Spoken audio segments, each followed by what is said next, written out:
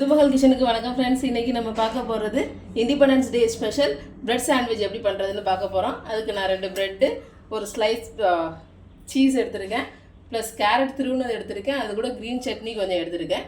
அதை வச்சு இப்போ எப்படி செய்கிறதுன்னு பார்க்கலாம். ஃபஸ்ட்டு பிரெட் சாண்ட்விச் பண்ணுறதுக்கு நம்ம அதோட ஓரங்களை கட் பண்ணி எடுத்துகிட்டு வந்துக்கலாம்.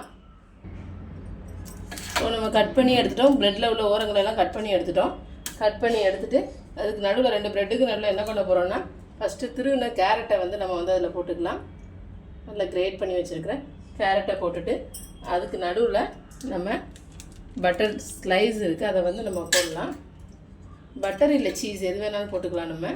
ஸோ இதை போட்டுட்டு அதுக்கு மேலே நம்ம என்ன பண்ண போகிறோன்னா, க்ரீன் சட்னி நான் ரெடி பண்ணி வச்சுருக்கிறேன்.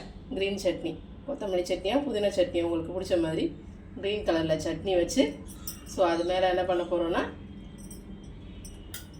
லைட்டாக இன்னொரு ப்ரெட்டை மேலே வைக்க போகிறோம். இப்போ பாருங்கள், உங்களுக்கு அழகான பிரெட் சாண்ட்விச் ரெடி ஆயிடுச்சு, இண்டிபெண்டன்ஸ் டே ஸ்பெஷல். ஸோ இதே மாதிரி நீங்களும் ட்ரை பண்ணி பாருங்கள் ஃப்ரெண்ட்ஸ். பார்த்து எப்படி இருக்குன்னு மறந்துடாமல் கமெண்ட்ஸில் சொல்லுங்கள். Thank you friends.